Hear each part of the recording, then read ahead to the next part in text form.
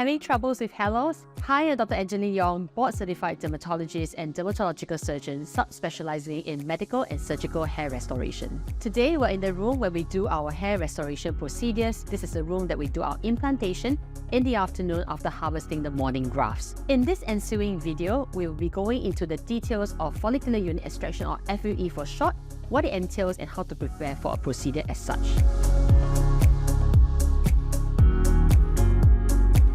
Follicular unit extraction, or FUE, is a surgical technique which involves moving follicular units individually from the back donor area at occipital and temporal scalp, what we consider the same donor area, to the recipient side, which can be typically over the anterior hairline or the crown. FUE, or follicular unit extraction, basically differs from older techniques known as follicular unit transplantation, or FUT for short, also known as strip harvesting, because it does not leave a linear surgical scar. FUE gives you very tiny pinhole scars. FUE has also certain other advantages because it can be utilized for body hair transplantation, for example.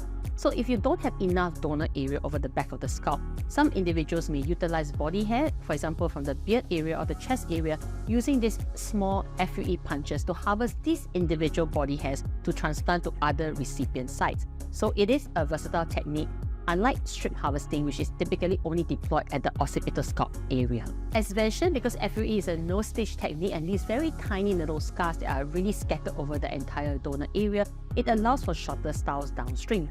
Hence, if you like to keep your hair short, then strip harvesting may not be such a suitable option because a linear scar can be more visible and harder to camouflage with a short haircut. The major drawback to FUE will probably be the time spent during the procedure itself. Especially for larger transplants that are upwards of 2,000 follicular units, this can be very time-consuming during the harvesting phase. This is because each individual follicular unit is incised and harvested manually one by one, as opposed to strip harvesting, where the entire strip of tissue is harvested and then processed out of the patient's skin. And this typically can only take a process of an hour to an hour and a half, and that harvesting phase is done and the patient can actually rest while waiting for the grafts to be processed. With follicular unit extraction, the patient has to lie face down for the entire duration that all the individual units are harvested, and hence can be more time-consuming and tiring as a process for the patient and also for the surgeon. Additionally, FUE grafts can be more fragile because they are more skeletonized or skinnier with less fat surrounding the hair bulbs. This is because each individual follicular unit is harvested using a punch graft. On the other hand, with strip harvesting, they come en bloc as an entire strip of tissue, and the hair transplant technicians can actually individually cut down the grafts, giving more fat to surround each individual hair bulb.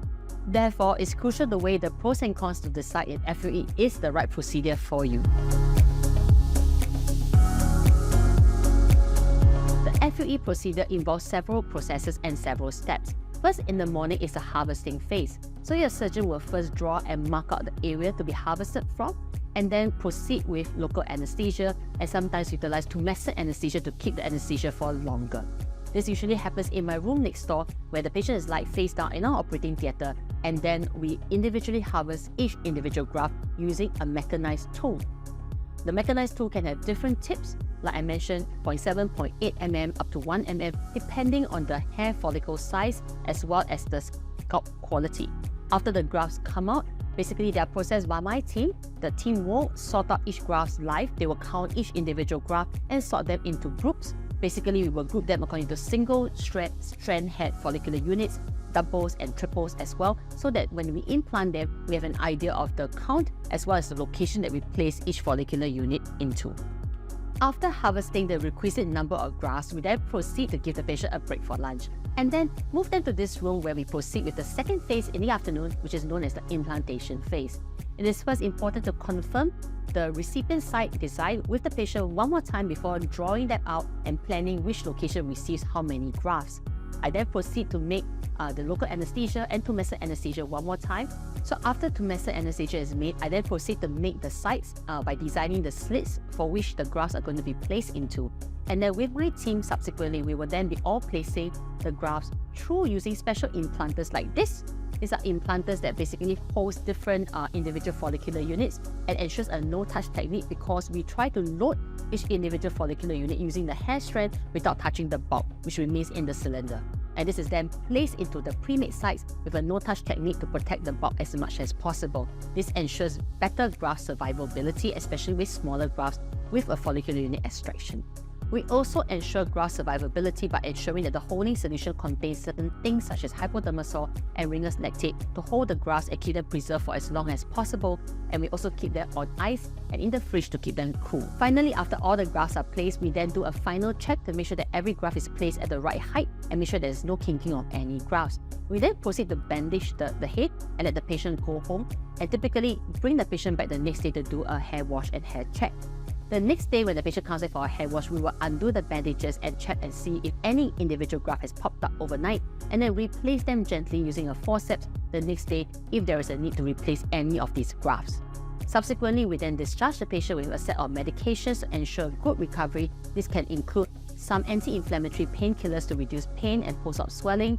Sometimes we utilize oral steroids to reduce swelling as well, and oral antibiotics to minimize the risk of infection. We also advise the patient to go back with a gentle hair shampoo to pat and not use a strong shower over the recipient area to prevent the grafts from being dislodged. We also will advise against strenuous activities for the 1 week post-op, even with FUE, to minimize increasing blood pressure, bleeding and oozing, and minimize any of the grafts from popping up over the next few days. Finally, we bring the patient back on post-op day 7 to 8 to do a hair check and do a decrusting appointment. In this appointment, we will then clean up the scalp thoroughly, remove any healing scabs so that the scalp is really clean and fresh and ready to go. Now, after this process, this involves now a wait approach because typically the hair grafts will grow in, but then will go through a phase we know as the winter phase. So typically anytime from a month to 3 months post-hair transplant, you may experience some shedding, which is very normal. This doesn't mean that your hair transplant has failed. It means that the hairs are going to rest, and then we have to then wait for the hair follicles to regrow in the next cycle. This can typically happen from month 4 to month 6 to month 9. So typically the whole recovery process from the time of your hair transplantation may take even 9 months to see full results and a full head of hair. There are important criteria to first look at to see and determine if you are a suitable candidate for hair transplantation. Now, it's important to note that younger individuals below 20 should first seek medical help to stabilize this before jumping straight to a surgical hair restoration to ensure that we protect the overall state of your hair as best as possible. We also need to look at underlying chronic medical conditions. For example, if you are on a blood thinning medication or you have underlying health risks, for example, immunosuppression or poorly controlled diabetes, it may be best to defer this until your medical condition is stable to ensure that you actually heal as best as possible with a lowered risk of infection or bleeding. Finally, it's also important to note that everybody requires a different amount of grafts to support the recipient site desired. So this is determined by the severity of your hair loss and the desired outcome. So talk to your practitioner to see whether 1 or 2 rounds of hair transplantation might be recommended in your case depending on the severity of hair loss. It's also important to note that the cost of hair transplantation is determined by the number of grafts required for your donor area, hence it's not a one-size-fits-all procedure. And typically, FUE transplants are more expensive than FUT because it is more time-consuming than strip harvesting. Also, the price of a hair transplantation is also determined by the experience of your practitioner. Whether it's a specialist, dermatologist doing the procedure, or a less experienced doctor, this also determines the price of the procedure, as well as the location of the country you have the hair transplantation carried out in. Hair loss can be a challenging condition for both men and women alike and can be a lifelong condition that is distressing for many.